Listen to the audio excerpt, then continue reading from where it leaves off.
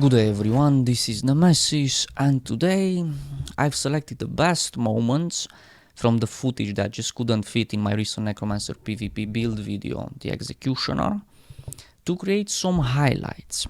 I will also take this opportunity to give you guys more tips and tricks on how to play the build based on the feedback that I have received so far. It appears some of you have had a lot of success with this build. Bendelmondo Hardin writes, thank you Nemesis, after playing one game of PvP with this build my computer exploded. Seriously, this actually happened, I'm not joking. I went to play a second match after easily winning the first, and midway through the match my power supply exploded and now my computer won't turn on at all. That's how amazing this build is. So good my PC couldn't even handle it. 10 out of 10 would destroy my computer again. Others, not so much. Lamita Katarina says, hands down the most frustrating build I have ever played with. Or maybe it's the overall class and the way opponents react to it, I don't know. I'm not much of a PvP player, but I thought I'd test this build out and played about 50 matches or so. Let's say it's a 5v5 match. For a Necromancer it's a 1v5 match. That's actually true. I always get focused and the enemy team wouldn't leave me alone at all. That's actually also true. I used everything this build offers, but being pinned down by 3 to 5 players is frustrating and no build ever made can help you with that. You rely too much on your Sigil of Intelligence and Rage, which has an insane cooldown.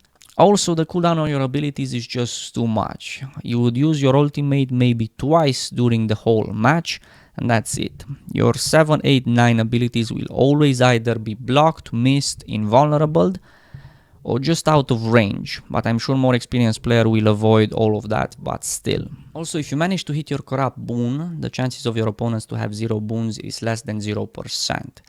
Players will always have boons, so the Spiteful Talisman trait is lost 99% of the time, sadly. And don't even think about using it on guard. Well, you get to benefit from that damage only when you actually execute. Most of the time you don't actually need to do damage in the first place, and you execute targets that have been prepared beforehand, which means boon removal and permachill.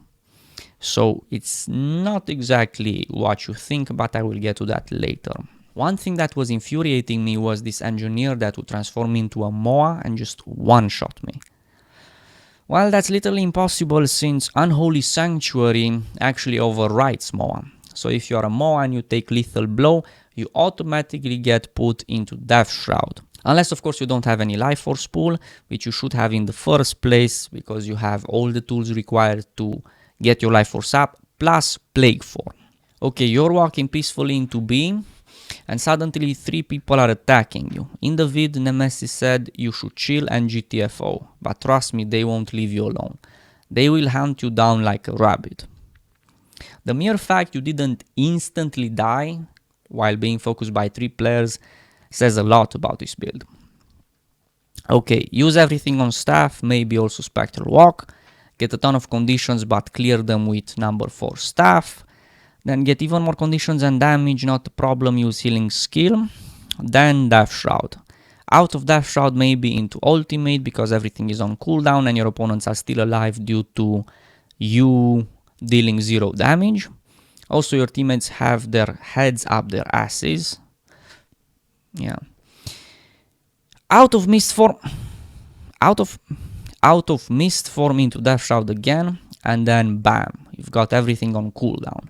I mean long cooldown. You're left with around 5k HP and tons of conditions. Your opponents have around 100% HP because you deal 0 damage to them. Or maybe 3k damage from sigils in Death Shroud. But yeah, they heal for 10% that amount. Bam, you're down, GG, well played, rage quit. Note, all of the above happens in less than 30 seconds. It's kind of impossible. But I get where you're coming from. The thing is, everything you have said so far is only possible in the scenarios in which your team is so bad that it's like playing without a team entirely. Which can happen. It can happen. And she continues, But if you have some pretty OP coordinated teammates, this build works like a charm. You CC the living fuck out of your opponents, and your teammates can finish them off really easily. Well, that's what I said. You need to synergize with a high DPS. So it's basically carry and support from League of Legends. So, let's see now. By the way, I have read all the feedback and everything will get covered with these videos. I'm just going to take it one step at a time. In this video, I will mainly focus on the first part of the playstyle, which is surviving focus fire. So, Katarina, the first thing I will say is that you are correct. As a necromancer, you will most likely always get focus fire, and I have explained why in my 101 necromancer endgame marathon video, which you can find here. So this is a known fact, and if you watch my video carefully, you saw that this was actually the entire point of this build. I designed it to be a counter to the kill the necro first meta, and it does a very good job at it. The difference between the commonly used glass cannon and my executioner build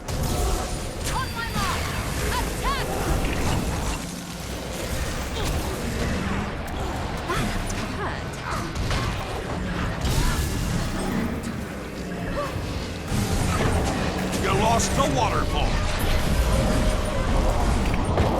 You captured the quarry.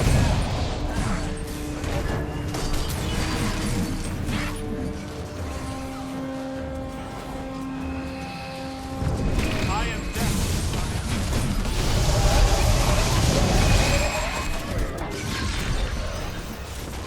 Safe from harm. Hurry!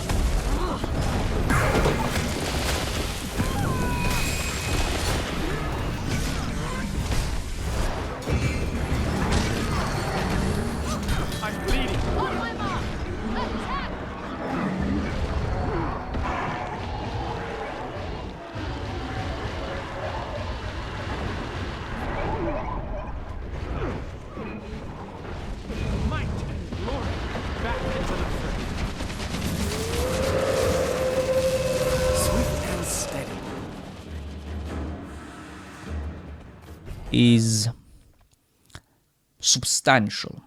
So the frustration you're experiencing might not be with the build itself, but rather with your team. Like I said, I've been there. I know how it's like. I'm talking about when you have multiple people focusing you down and your teammates just look at you and do nothing while they both stand on the same point to cap it. Or when your team gets wiped, so you proceed to lure 3 enemy players away from mid, only to see moments later that your entire team was still not able to cap it, and instead they are dying from random AoEs which ricochet off of you as you get focus fired. When you find yourself in these types of situations, there is nothing you can do about it. No class or build will ever make up for a crap team. Now, I don't want to sound like an elitist or anything. I understand, we were all knobs once, and new players have to learn somehow. But that's why we have unranked arena. Whenever I start a new game and I want to PvP, I don't automatically choose ranked out of respect for my fellow players. I don't want to drag the team down as I'm learning the game. But sadly, not everyone has this mentality. So I really think there should be a PvP level requirement for ranked, but maybe that's just me. Second thing I want to point out is I mentioned this in the guide as well, but I don't think I stressed it hard enough. You have to play to your advantages. Basically, do not waste your time in 1v1s. I know someone asked why did I say it's not a good dueling build. Well, the short answer to that would be, just like I said in the build overview and the damage rotation playstyle, your damage is not sustainable, and it excels only when finishing players off. So you'll have a very difficult time to get players into execute range, that initial 50% HP. Also, don't waste your time chasing targets that you know can escape. Thieves, for example, or even Mesmers. Unless they are really bad and you get them unprepared, or unless they underestimate you and overextend themselves, you cannot kill them. And even when you do, they have already wasted so much of your time that their deaths are well worth it. This is why I keep saying thieves are far too effective in PvP. Having the ability to always retreat if things go south, basically never die, alongside the insane mobility, which does make a huge difference in a non-deathmatch scenario, kind of makes thieves OP, from my point of view at least. So, you should be the one wasting their time and efforts. They want to focus fire the Necro. Good. Let them.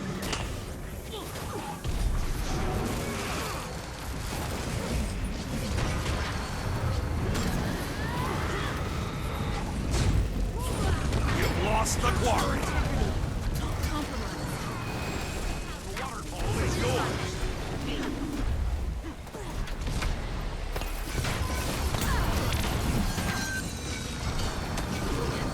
I am deaf.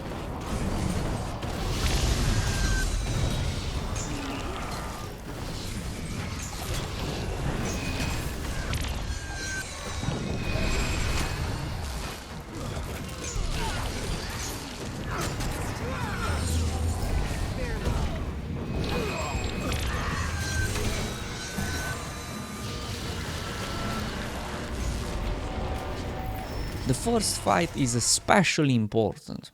If you manage to tank for your team in the initial major confrontation, not only do you get to keep the point, but you put the enemy players on different cooldown timers, which makes it harder for them to regroup, and you will take the lead that way. Also, in the lower tiers, if the initial fight goes in your favor, they will lose their momentum. So when they come back, they will still try to damage you, but not as focused. And you may end up taking damage non-stop for like 3 or 4 minutes at a time, while you CC and execute targets. And you have to remember that the damage you are taking would be a lot more devastating if it goes to your team instead, since you are at over 3000 armor, 20,000 HP plus Death Shroud. The DPSs in your team are not even close to that.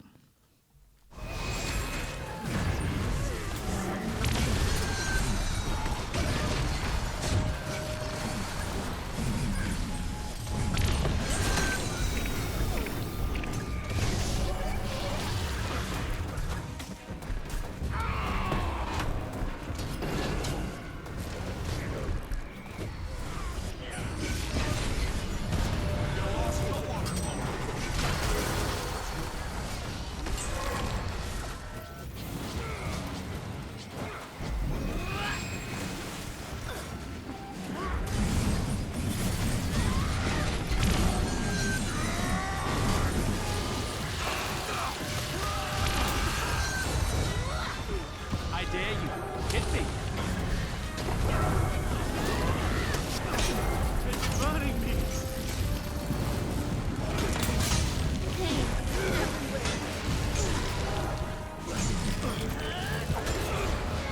I don't think well on the ground.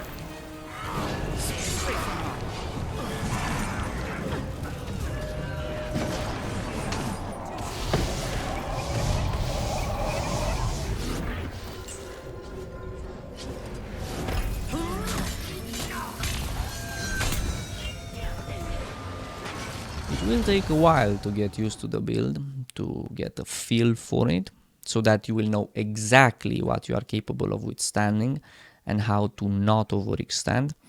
But eventually you will start to observe when it's time to disengage and when it's time to go into what I like to call a calculated down state. You should also pay attention and try to predict when your team is going to disengage or die, so that you can start stalling. Your objective is to not let the enemy team leave that area to go and cap other points, and keep them in combat so that they can't easily regenerate their health. You're basically buying time until reinforcements arrive. Even if you die, if you manage to do this, then you have done your job. The last thing I want to show you guys is something I mentioned while I was going through the trait selection, and I've reached the Unholy Sanctuary trait. I wanted to show a few examples then, but then I realized it would only fragment the guide too much. So I said there is absolutely no way that you will ever be bursted down while you are at full strength, because you can use your life force to soak up a lot of incoming damage, then go into full HP play form, which takes advantage of your toughness and any additional buffs, and all life force generation spells. That means you can actually build your life force back up while you stay in play form and spam AoE blinds on people. Then, when your HP pool gets depleted, you will instantly and automatically be put back into Death Shroud. So I'm going to show you guys how that looks like. Also, can you imagine the amount of damage you soaked up for your team? Going through one full life force pool at 3000 armor, one heal, 40,000 HP play form with blind spam, also at 3000 armor plus protection, then a second life force pool, and in the end, when all of the above resources get depleted, there is still your regular HP pool, which is about 20,000. To be fair, there was this one time in the 80 recorded games that I had when they really focus fired me. It totally caught me off guard, I didn't even get to use plague form, and they managed to burst me down in one go. And yet the effort needed to pull something like this off was so great that after it was negated by an insta rally, they were forced to either disengage or die. Some of you said that the reason why I was able to do 2v4s is not because I am skilled, but because I was up against bad players and they were focusing the wrong necro. While the build is not exactly mainstream, it's not a meta battle, it is a nemesis build. So they couldn't have known. But regardless, that's my point entirely. That was my point all along. Sometimes in team fights, the best thing they can do is actually to completely ignore you while you CC the crap out of them. And there's also that part with executing people when the time comes. But this is a topic for the next tips and highlight video, since like I said in the guide, you're not just a punching bag, you also have a few other things that you need to do on the battlefield. So, I hope you guys enjoyed this first edition of tips and highlights for the executioner playstyle. I plan to make this kind of additional videos with information and footage that does not make it in the main guide for all my upcoming builds, both for PvP and PvE. So if you guys have any more questions or perhaps highlights of your own that you want to have featured, don't hesitate to let me know. But until next time, enjoy your gaming, have a great day.